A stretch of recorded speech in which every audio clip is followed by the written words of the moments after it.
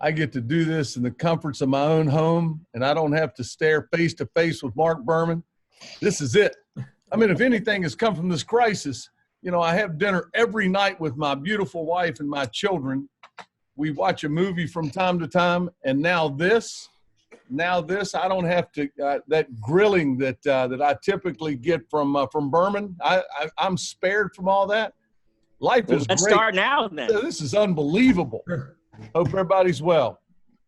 Yeah, so grilling has been better than that. So yeah, we'll kick it off, guys. So a lot of people on this call.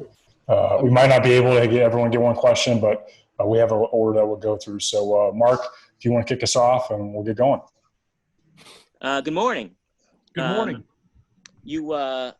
Between your fall signees and your spring additions, I believe you got 5 guys in your recruiting class now. Can you kind of just share with us, what you think each of these guys brings to the table and how they can help you, and overall as a class, what you like about what they bring as a group, whether it's height or scoring or whatever. I knew going in, going back a year ago, that it was going to take us.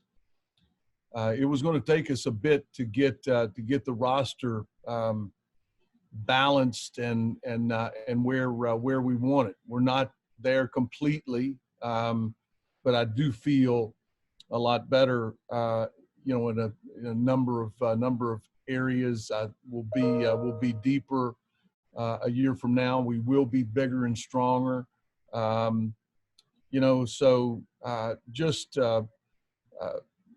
Cartier Dara, the grad transfer from Kansas State, has done it in that league, has been a very good player in that league.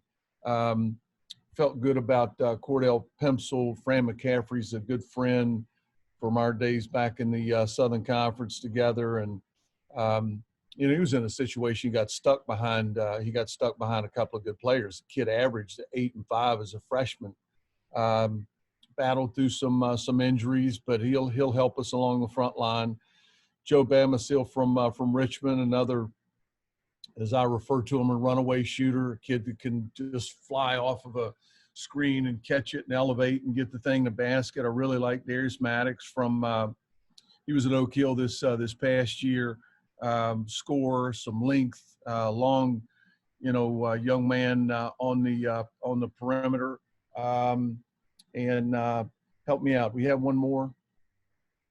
David Gasson from Mount Zion, originally from France. He had a brother that had a really good year at East Tennessee, and David's just a bouncy, athletic young person that can really shoot the ball, and I think he's going to get better and better in that regard. He's got some 3 in him at 6'9", 6'10", but we'll start him at the 4 early on, and just give us a chance to get longer. And another kid in the backcourt again with Cartier that's dynamic and use a ball screen and get in transition and pitch it around. I like our skill level. I think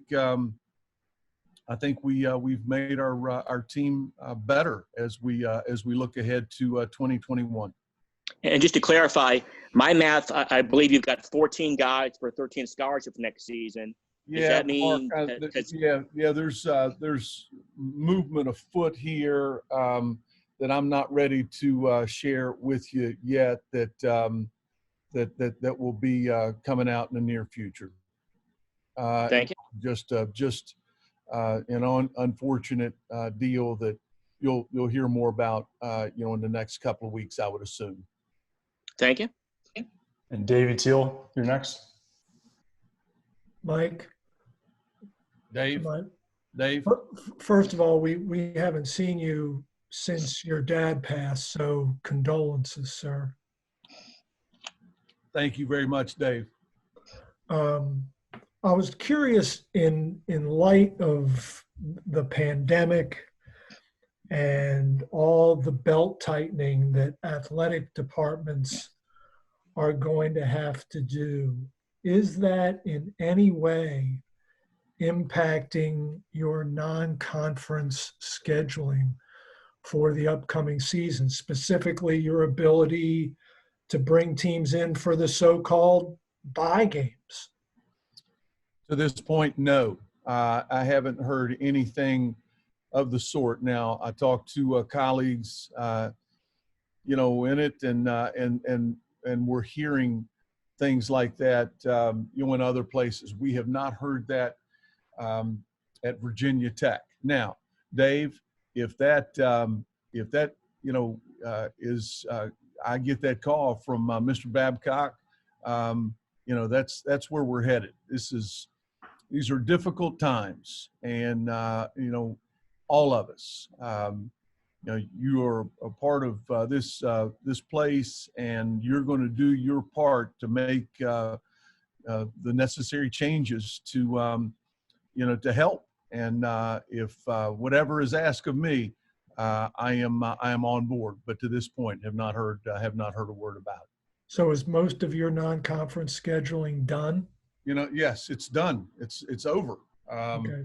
And I'm not going to tell you who they all are yet, Mark. We're still putting some finishing touches on it. So give me a break, all right, before you start peppering me with that strength of schedule. The schedule is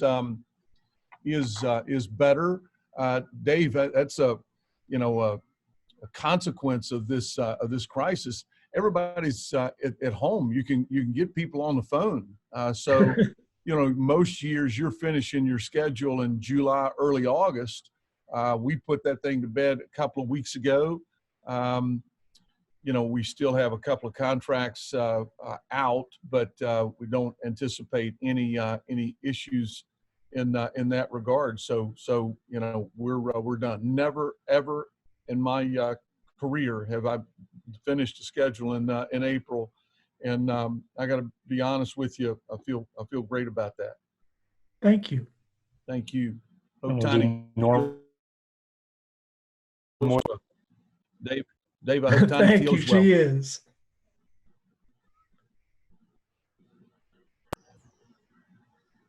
The Norm, you can Mike, how are you, man? Norm, I'm well, buddy. I hope you are.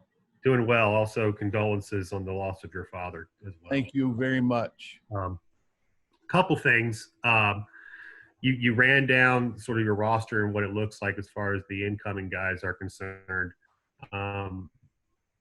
I'm sure there was some concern about depth in the front court prior to getting Cordell. It wasn't a good start. You didn't have much depth there. Now you've got you that you can compete on the boards a little better than you did last year with those three guys, and then with the addition of Cordell. Very much so. Now, what another piece that we're still working through, and it's going to be year 3, year 4 before you've got it hopefully exactly where you want it. We don't have a 3 that we feel good about sliding down there. Tyrese Radford would be the only person that would have a shot. And Tyrese is 6'1", 6'2". So, this is where we are. I do feel so much better about the health of that roster going into year 2 than I did in year 1, where, knock on wood, Norm, we were an injury away from being just in a horrific state, and just lucky as all get out, playing PJ Horn 30, 32, 33 minutes a game. We called a major break in that regard. We had to adjust our practices because our lack of depth on the front line. So to be able to get back to practicing the way I want to practice with the competition, you've got to have competition in your practices. And I didn't feel like we had the competition that was healthy for a team this past year that we should have an abundance of as we look ahead to next season. You were second. You shot the second fewest free throws in the ACC last year. You were 7th from the bottom in Division I in free throws attempted per field goals attempted. I know some of that is sort of the nature of the number of threes that you shoot. I mean, I'm sure there's a part of your game where if you take good shots and you make those shots, you don't have to worry about the free throws as much. But having said that, I looked at some of your numbers while you were with Wofford. You didn't shoot a ton of free throws there either in a lot of seasons. What is sort of your thought process on getting to the free throw line? I'm sure it's something you want to do more often, clearly. And what do you tell guards like Labissa and Naheem and Jalen about trying to get to the free throw line and their approach to it as they go into the off season? What's sort of your philosophy? And when it was all said and done, Norm, I shouldn't say hate. I wasn't comfortable with how we played, but I thought how we played and gave us the best chance to win. Now, we have a statistic that I've valued for many years is you want to make more free throws than your opponent takes. I thought we did a really nice job. I thought we took some strides defensively, not night in, night out, but I thought our team fought and we had some really nice outings, and we're going to be better on the defensive end this coming year. But to your question, now that makes me sick to my stomach, really and truly, not getting fouled more. We've got to do a better job of putting pressure on people. We didn't really have, Wabisa would be the exception, a guy that could, get into people and get the ball to the middle of the paint and spray it out. Obviously, we didn't have a back to the basket player that we can expect to get 4 to 6 foul shots from on a given night. I do think that area will be much improved. It needs to be. You can't rely on that bomb night in night out. And again, I do think that we will be much farther along offensively and those. That's a critical area. Now, we may not have shot a lot of foul shots at Wofford, but neither did our opponent. Our number of assists compared to turnovers was very good. That will be a constant around here, I expect. But no, I was not comfortable with how we played. But again, I thought how we played gave this team the best chance to win. Thanks, man. Thanks, buddy. Hey, Paul, is your razor blade dull? Holy cow, you look like a grizzly bear. My God, Paul. Good to see you, buddy. I tell you what, in my screen, Brooke is beside you, and that's a good thing for all of us involved here. And we'll do Jimmy Robertson next.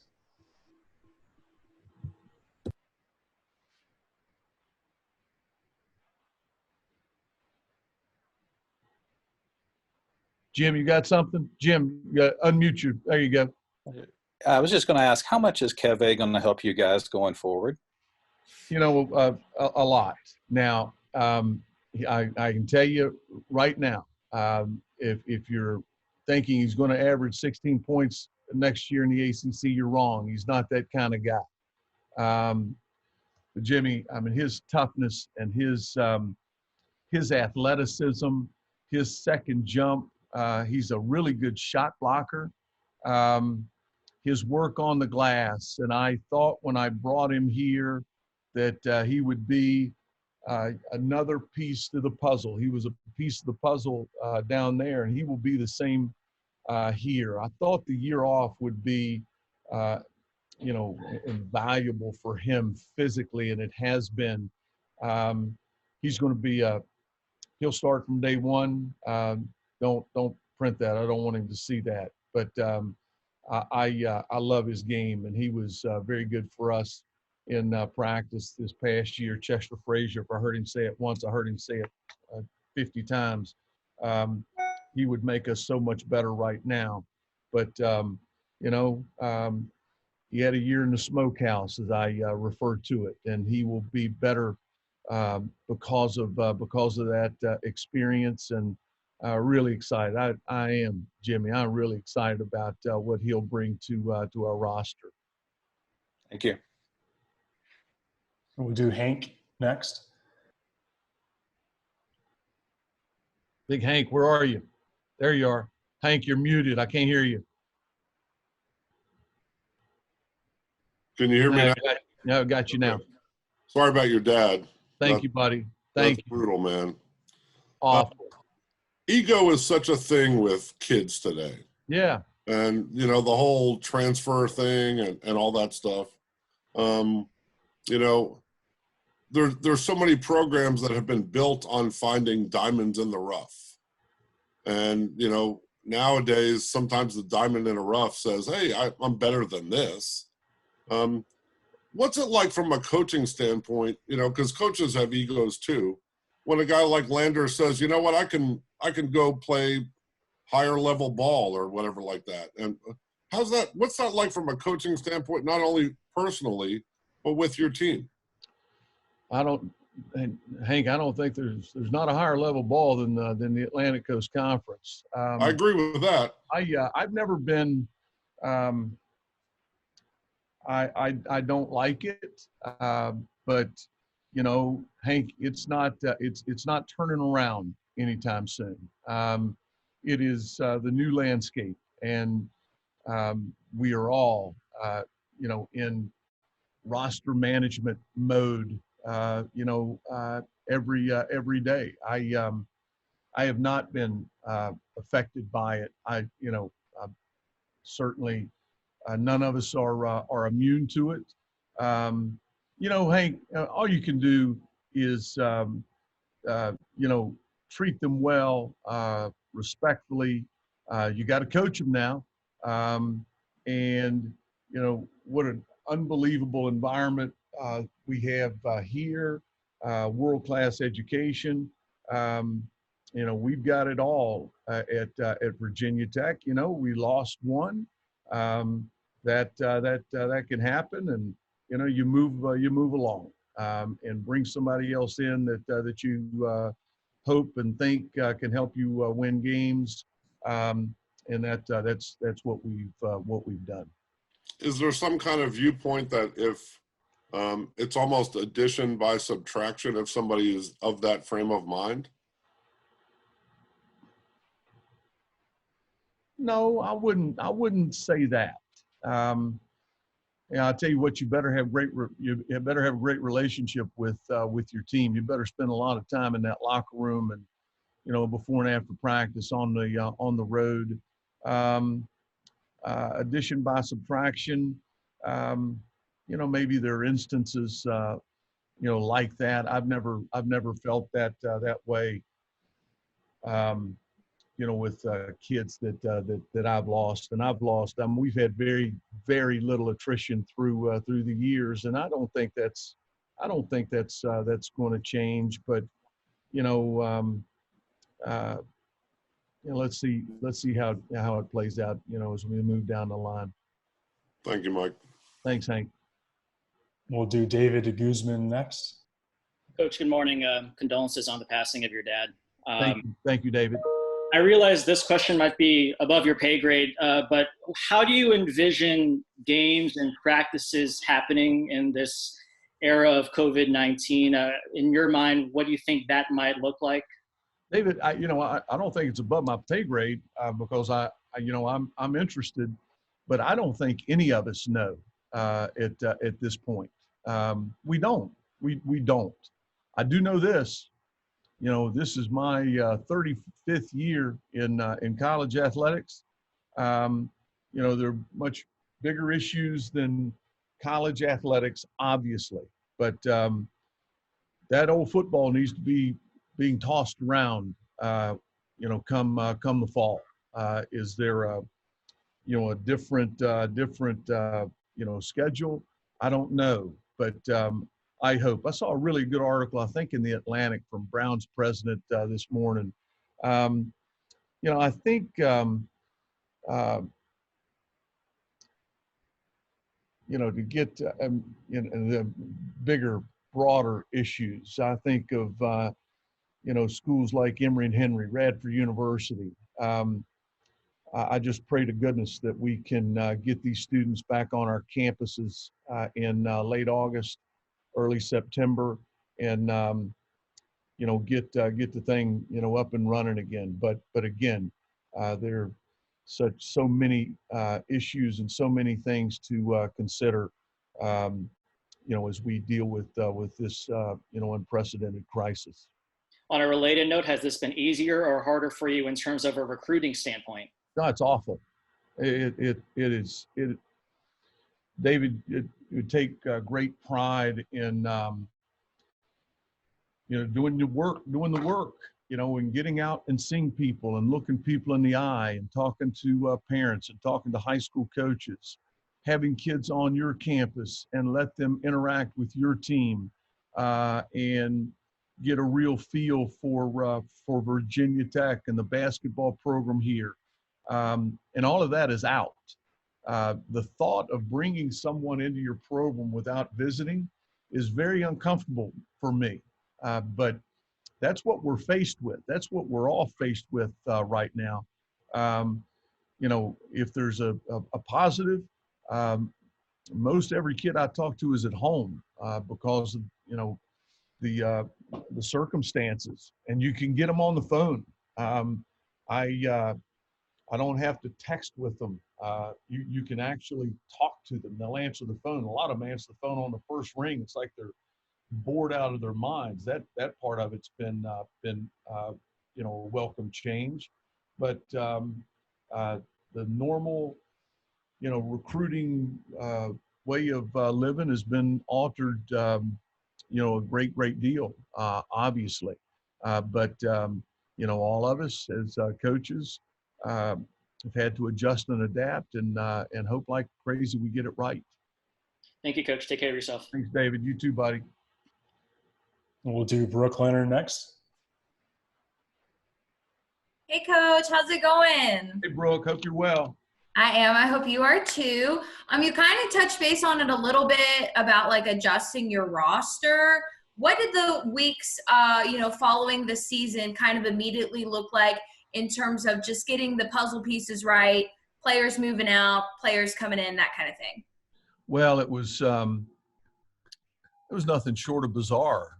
And 6 weeks ago, 7 weeks ago, God, it's hard to believe it's been that long. But we were in Greensboro, and we were on spring break. Virginia Tech was on spring break, so we have so many kids from Georgia, North Carolina. We're going to give them the opportunity to go home if they choose to. Now they're coming back on Sunday. The ACC tournament is shut down on Wednesday. President Sands of Virginia Tech extends our spring break by a week. So now, and then shortly after that, the fall said we go all online. You don't have the opportunity to see your team. You don't have the opportunity to address them as a group. You don't have the opportunity to address them individually on their thoughts about our year, what everything looks like moving forward. So that was that was difficult, and I didn't like that. But again, Brooke, I'm just where we were and where we found ourselves, and as different as it was, you still have those conversations. I've had so many of these Zoom calls. It drives me crazy talking to our team. We meet with our team once a week, sometimes twice a week, about different things. We'll have guest speakers on with them. We've got a couple of those this week, but that was very different for me, those conversations at the end of the year. But again, it rolls on, and conversations that needed to be had, and did the best we could with it. Thanks, Coach. And we'll do Travis Wells next. Hey, Coach, can you hear me? Travis, you there? Yeah, I can hear you. Yes, sir. Hey, I know just somebody say I want to say I'm going to miss your dad. Miss talking ball with him. I know he'll be missed by a lot of people, but you guys have been in our thoughts and prayers, no doubt. Thanks, buddy. I appreciate it. Got a really nice note from you folks. Very kind of them. So many people reached out. He was so proud that I was back here coaching, and I will always cherish those memories of him. He absolutely loved coming to games in the Castle, and he did. He was sick around Christmas and didn't see many games in January and February, but he was determined to get to the Clemson game, our last home game, and made eye contact with him before the tip. Threw up my hand. He was a kind soul. He loved ball. I know that. He loved ball. You saw him at all those high school games. I talked to him after every game. So help me goodness. After every game that I've coached throughout my career, I might talk to him for 30 seconds. I might talk to him for 5 minutes, but I would call him after every game. And I can't tell you how many times throughout my career, one of the few things he would say to me is, "Son, you better get some players." So I'll miss those sage lessons from my old dad.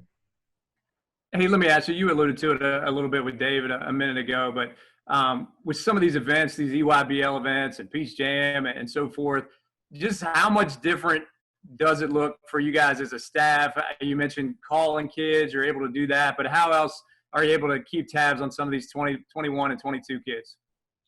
It makes it really challenging. Now, with all these different platforms now with Huddle and Synergy and so on, we're not where we would have been 15 years ago had this occurred. But Travis, I take a lot of pride. I know a lot of us as coaches take a lot of pride in evaluating kids, live in the AU and our high school games. And there's a lot of things that you're not going to see, on film. I want to see them interact with teammates. I want to see their body language when a coach rips their hind end for turning the ball over. I want to see how they respond when they're down 6 with a minute to play. I want to see how they respond, how they warm up. I want to see how they, what do they look like at 8 in the morning prior to an AU game, knowing that they've got 2 more that day. I want to see how they play at 10 o'clock at night, and just, do the best we can. And, again, I go back to the silver lining. If there is a silver lining, we have the opportunity every single day to talk to a lot of young people, and that's harder when you're on the road and you're in and out of schools and you're trying to get to another town. That's more difficult. But to talk to high school coaches and AU coaches and others, that's as good as we can do right now. And that part of it's been has been fine. Thanks, Coach. Aaron McFarland. Aaron, you're going to the same barber as Paul. My daughter is actually cutting our hair. Hey, so that's great. A bit of a disaster. Is that why you're wearing a hat? Yeah, right. Condolences about your father, Mike. Very sorry to hear that. And just basically, when you were talking earlier about not being able to practice the way you wanted to due to roster limitations, what does a practice look like in an ideal scenario for you, and how does it compare to what you were doing? There's got to be physicality in that thing, certainly in October and November. Now we pull that thing way back once we get into league play. There's not a lot of contact, but just the length of it, and the conditioning component that goes into it. We were playing will be over 30 minutes. We were playing PJ. We were playing, 2 or 3 of these guys a lot of minutes. Now you're going to play your better players, a lot of minutes. That's not going to change. But just to have someone behind you or with you in that spot and competing day in, day out for a role is healthy, and we didn't have as much of that as I wanted to have this past year. I do think that we've got pretty good competition at every spot across our roster now. When I think of Pimsel, PJ Horn, John Agioco, Keve, David Gasson in the front court, and then in the back court. I think we're pretty healthy back there as well, just in terms of the level of talent. Those kids all played a lot of minutes, and will be better because of those experiences. Thanks, Mike. Thanks, Aaron. Paul Van Wagner. Mike, good morning. Thanks for doing this with us today. You've kind of alluded to it a little bit. Just curious, based on my uneducated math, I see about 11 deep that you can go this coming year. Is that an ideal number? Do you want to go that deep as far as down the bench playing guys? I've done it, and I'm not opposed to it. Paul, that's probably too many. I would like to get to a point where, we have the opportunity to redshirt 1, maybe 2. During that, I've never redshirted a kid in my 18 years as a head coach and regretted it. Not one. I think that is such a incredible opportunity to grow physically and better understanding of the game. I think it's too early, to start making those determinations. John Agioco would have been an ideal candidate to sit a year ago. We couldn't. We just couldn't do it.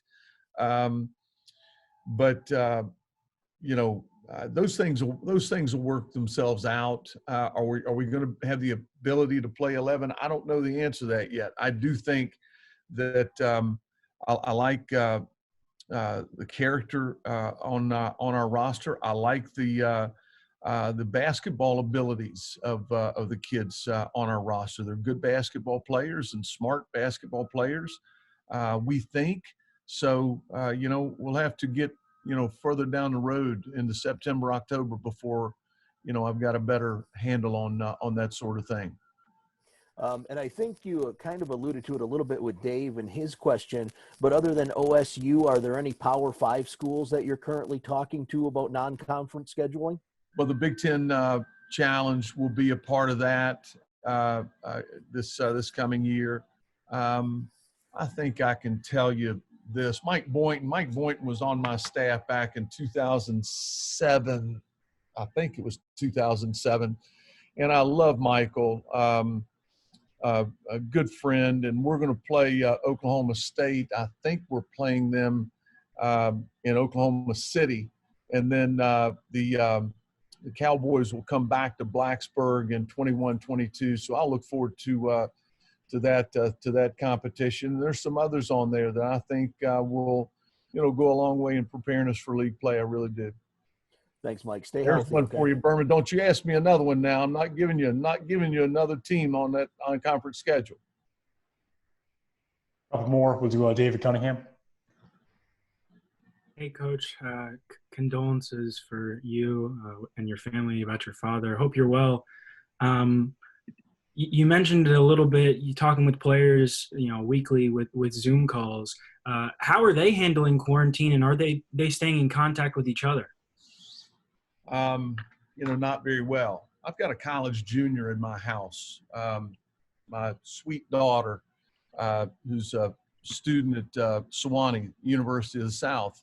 And I do think they're handling it well in terms of the understanding and the gravity of what we're living through here.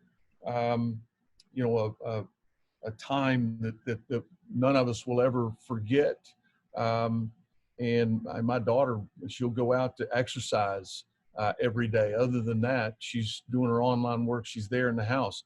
I do think some of our kids are getting a bit stir crazy, but respectful of the crisis and doing what is necessary. I think their parents are really strict on them, not being around others and coming back into the house. But you talk to some that are having a really hard time finding a basketball court, an outdoor court. I talked to two some time ago that we're going down the street to the playground like so many of us did as young people, and then kids start to congregate, and then the city, Parks and Recreation come and take the rim off the backboard. So there goes that opportunity. Some don't have weights in their garage. So our strength staff are giving them body weight exercises, and we're just encouraging them daily. Get out of the house, run hills, ride your bike. We can send them some things, bands that can work on, that they're familiar with. Do you have a basketball? You can work on your ball handling. Some are fortunate enough to have a goal in their backyard and maybe get into a gym once a week by themselves, but that's been rare. It's they're doing the best they can with it, but it's certainly challenging for an athlete. An athlete that wants to get better. This is a critical time, and they want to be back in the gym. They want to be back on campus. I think they miss their, they realize that this team and this school, this is their home. They want to be with their friends. They want to be with other kids in the program. But just where we are right now, David. Cool. Thanks, Mike. Hope you're well. Thanks, pal. You too. Tim Thomas. Hey, Coach. My condolences to you and your family on the loss of your father. Tim, I wanted to ask you, before the season, one thing you mentioned is that this was a very young team that you had, and you wanted to get this team old. You go and get a couple grad transfers. How much of a priority was getting this roster older? Obviously now going from one senior this past season to four this upcoming. Again, get old and stay old, and we're not there. I've said it 3 times now. Pardon me for being redundant. We're not where we expect to be. A year from now. That's going to. I knew it was going to take us some time to get it. Where we wanted it. But guys that have been around, guys that have played in the Big 12, in the Big 10, great kids that come highly recommended for their contributions. In that locker room. I was just blown away. You get right down to it with our young people this year and how they carried themselves. That's to be thrown to the fire like that, Tim. When I think of Aline, I think of Couture, Cone, Agioko.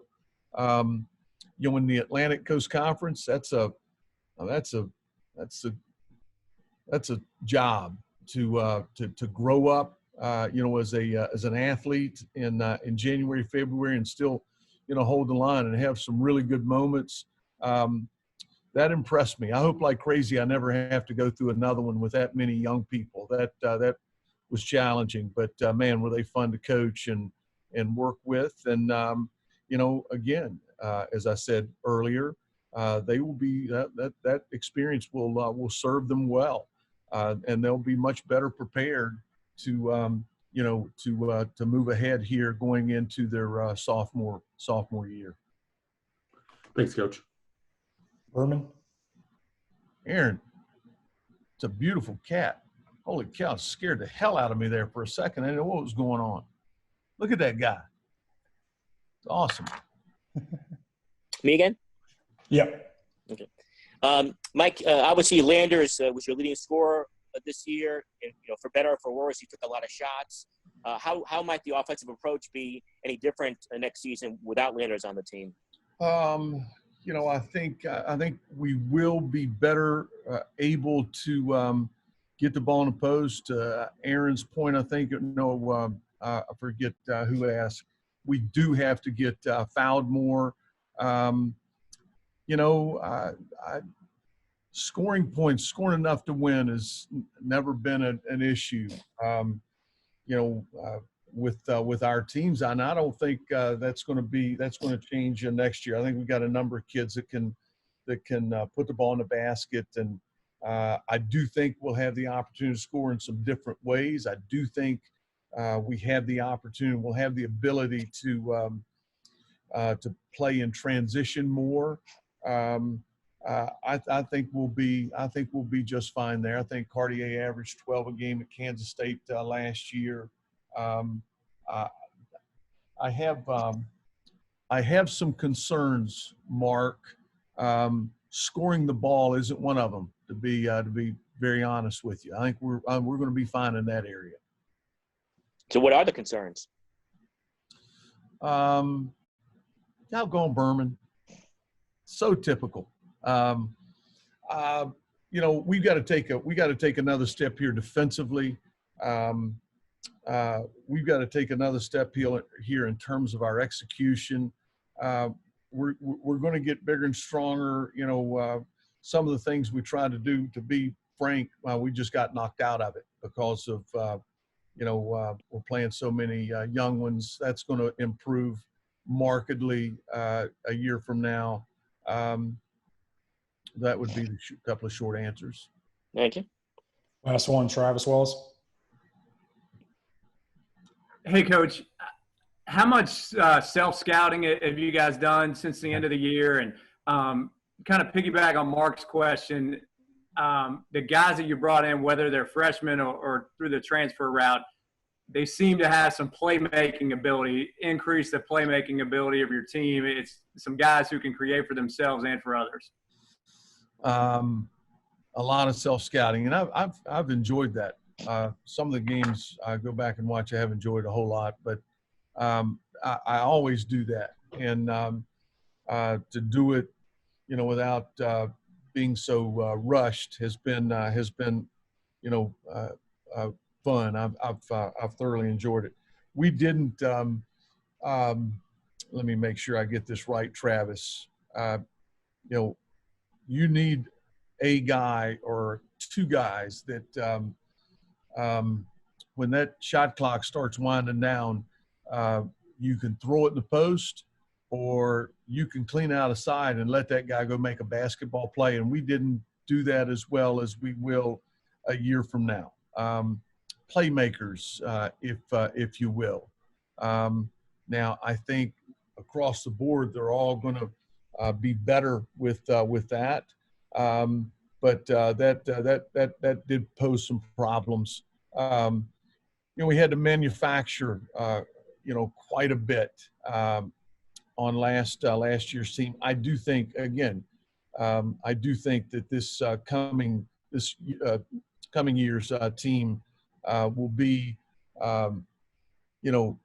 have better opportunities to, one dribble pull up, two dribble pull up, get the ball in the middle of the paint. We didn't do a very good job with that. That's a critical part of the floor, that ACC logo in the middle of the lane, and we didn't have the ball there as much as we needed to, as much as we will again with this coming team.